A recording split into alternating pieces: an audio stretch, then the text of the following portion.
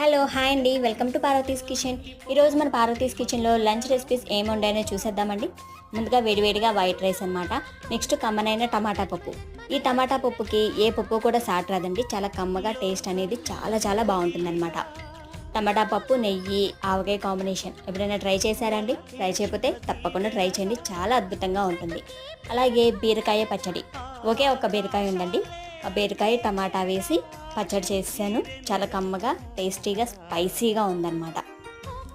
Next వచ్చేసి పప్పు ఈ పచ్చడి కాంబినేషన్గా ఆమ్లెట్ వేసానండి.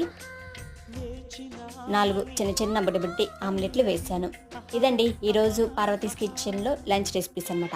మీరు ఈరోజు ఏం ప్రిపేర్ చేశారో నా కమెంట్ సెక్షన్లో తప్పకుండా కమెంట్ చేయండి. ఈ వీడియో నచ్చినట్లయితే ప్లీజ్ ఒక లైక్ చేయండి, అలాగే సబ్స్క్రైబ్ చేయడం మాత్రం అస్సలు మర్చిపోకండి.